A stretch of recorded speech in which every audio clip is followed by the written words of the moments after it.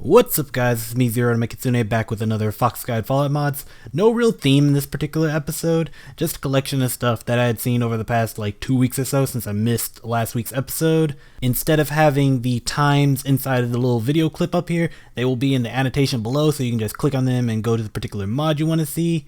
With all that said, let's get started.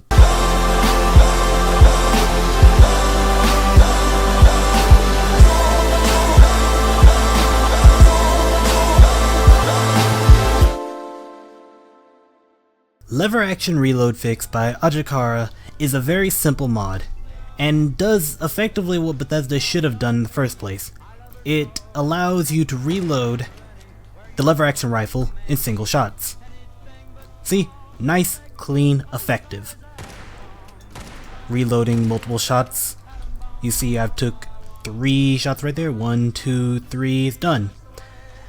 Do keep in mind that, as you saw earlier, you probably noticed it, it does not reload them in the actual ammo counter. So if you did something like fired a shot, reload, and quick melee'd, like a lot of people do in FPSs with this particular type of gun, nah, it's not gonna work.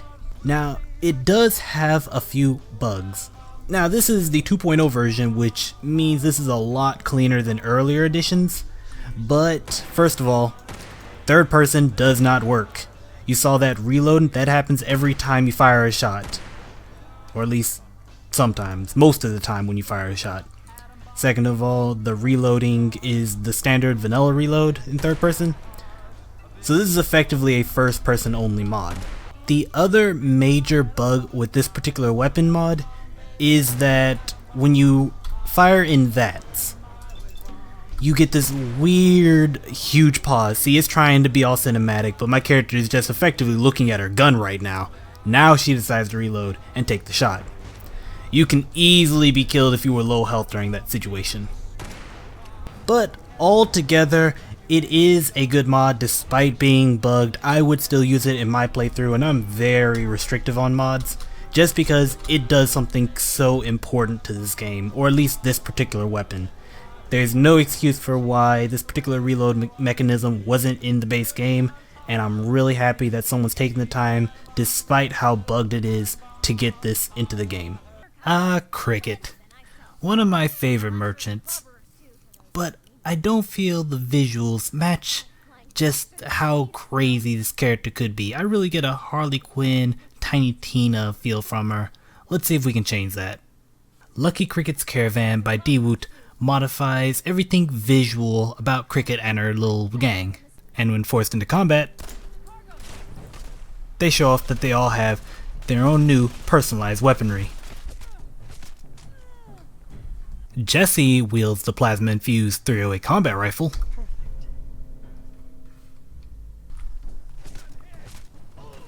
James wields the incendiary advanced combat shotgun. And Cricket herself wields a weapon that has an oddly similar effect to the weapon that you can simply purchase off her.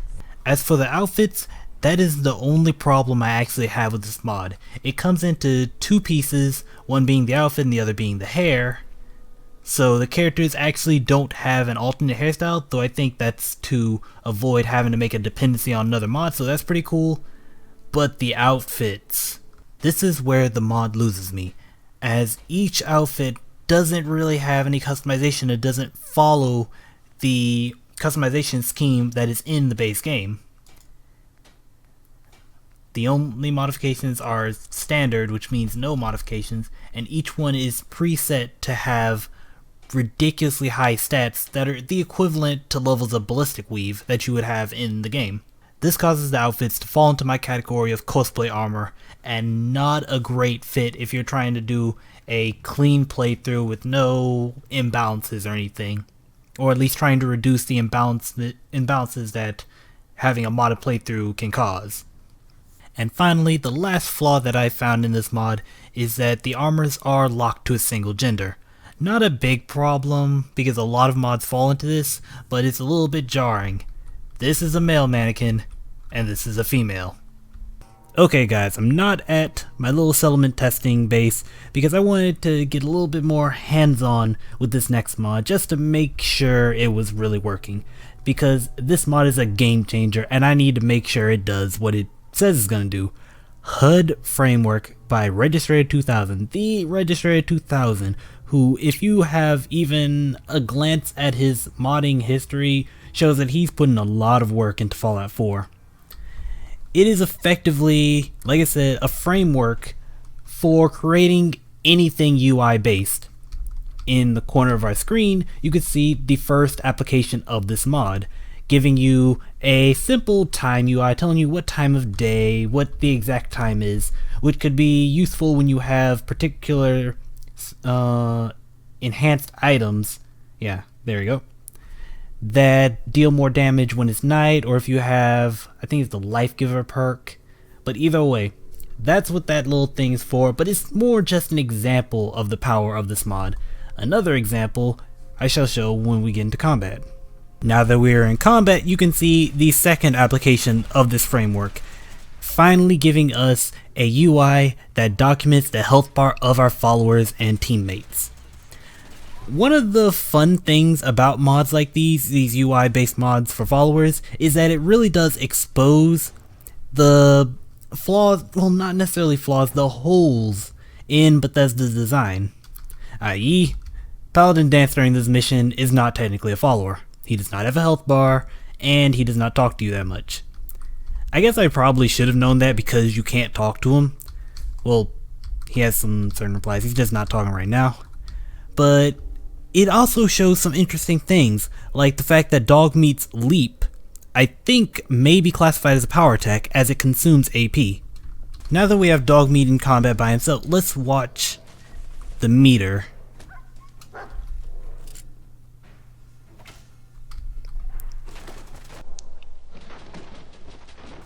See, the leap actually consumed AP. Get off my dog. Another interesting thing to note is the sheer amount of health regen that followers get. Once combat is ended, their health bar just shoots up to maximum. Another set of just questionable design choices. I think I understand the health regen one, it's still a little bit jarring though. But it just shows off that, and I always thought that was funny. Either way, this is the start of something beautiful, and I'm pretty sure this will soon be a required mod. Man, these mannequins have seen better days. TheKite's Combat Zone Stripper Outfit by TheKite and Niero adds a new, exactly what it says on the tin, stripper outfit to Fallout 4. By default, it is female armor only, and on this mannequin it looks like garbage, so let's put it on and look at it. Yep, that's the stripper outfit alright. Nice little touch on the collar saying Kate though, as this is who the outfit was intended for. You can see the bullet casing showing that this is a Fallout mod. Also the barbed wire thong, Jesus that must hurt. And the high heels, which don't actually function as high heels because they break your ankles and all blah blah blah blah blah Fallout 4 stuff. The skull on the back of the heels is a very nice touch, and so is the, what is it called, the whatever, string themed mesh that doesn't cover anything. Either way, it's really nice. The only problem is they tend to have clipping issues. Honestly, at this point, I'm just milking the time I have to stare at this up close and personal. But I'd also like to say that I'm really happy I finally figured out how people are doing these zoom-ins, and the fact that the character can stand still now. Jesus. But yes, this armor is great. It's beautiful. Now let's look at the modifications. Modification wise, only 2 out of the 3 parts are actually customizable. The collar, which only has the option either to disable or enable the fact that it says Kate on it. Obviously you'd have it enabled if you were using Kate as a companion and having her equip this, but maybe disable it if you're just using it for any other companion or your playable character, unless you just want to show them you care about them not at all and just love Kate. Your choice. For the outfit though, we have a plethora of options, ranging from setting the corset. All the options have disabled, so you can just remove pieces of the outfit without body slide, so that's great. But back to what I was saying originally, you could have the corset as normal, which totally shows a part of your chest that I can't show on YouTube, sadly. You can change the boots from normal boots to barefoot or remove the skirt. Add in the standard armor options you have for outfits in Fallout 4.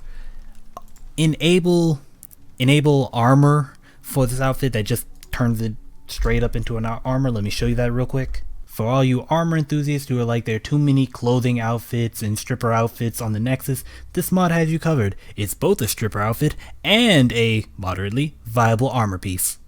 Back to the customization, we also have customization for a holstered bat. So if you use a bat, maybe use this to show it on your back, since you know Fallout didn't like the idea of having visible weapons.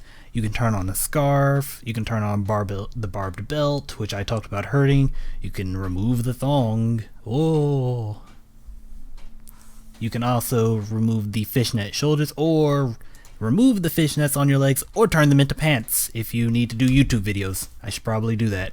Normally I'd constitute an outfit like this as cosplay armor, as I've done several times before, but it doesn't break the vanilla setup for armor so much as it kind of merges it, because you can either use this as a standard outfit and it has the armor factors of a standard outfit, or you can turn on armor and use it like that. I don't know, it might still kind of function as cosplay armor by my definition. Wow, I was not expecting to see this in the mod list. I actually caught it when it first showed up on the Nexus, like when you saw on the right side where it's new file, so this is pretty cool. The M1 Garand by asXas adds in a World War II favorite, and I'm particularly interested in it because I'm doing my Valkyria Chronicles Let's Play and it gives me those kind of feels. You can hear how beautiful the custom sound effects are, and the most important effect about these types of weapons, the reload. Listen to it. Beautiful. I could listen to that all day. One more time. Maybe even in slow-mo if I remember to edit this correctly.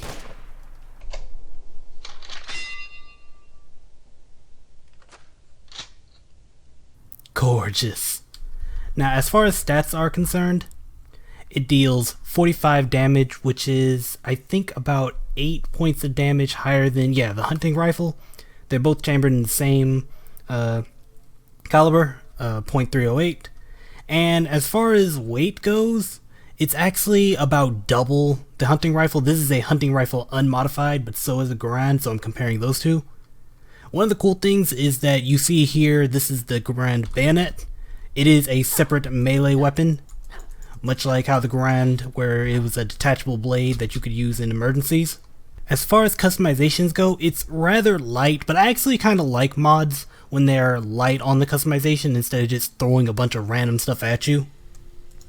It has the standard fare for the receiver, standard, light frame, powerful, hair trigger, and a calibrated powerful, which gives you better critical shot damage. I'm pretty sure normal weapons, this is a separate one, the final tier doesn't have the better critical shot damage.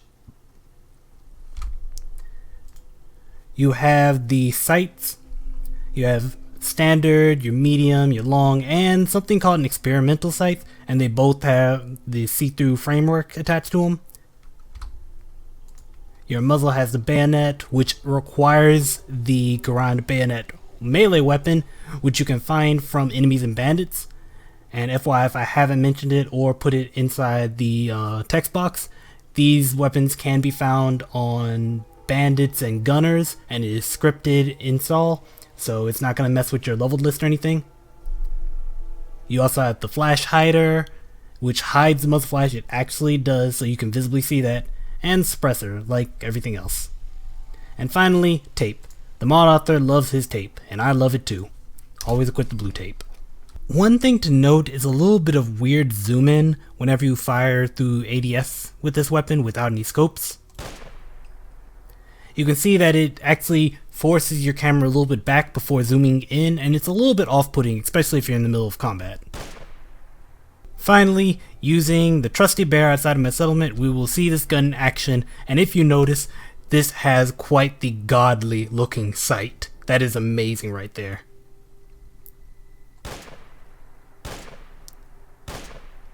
With the sight, it's harder to miss because I was missing like a mofo earlier.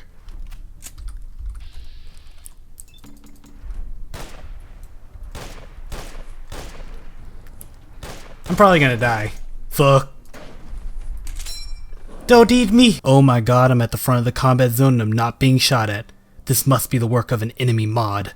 Combat Zone Overhaul does that one thing everyone really wanted to do, and basically fixes the combat zone. Now, it's not perfect. Right now, the features are really bare bones. There's not really much to do here. You can watch the fights, but this fight between Kate and this random bandit, it will never end. Neither of the health is decreasing. You can't buy a drink because this dude won't sell drinks until the fight's over. And there's not really much dialogue in the bandits. But this is already more than you initially got from the zone because it's just a shootout. And if you plan on killing them anyway, you can at least get better positioning because you can actually find a spot to fight from rather than getting shot at from the front door. A cool thing though is that while the mod author does want to add more things to the combat zone, which I am really hopeful that he does, there's a bunch of unused content about this area that Bethesda just didn't finish. If you want to kill them anyway, it gives you a reason to with Kate's confessions. Now I'm not going to show it, so I'll leave that to people who want to experience the mod, but it gives you a reason, just go all homicidal maniac on all these bandits.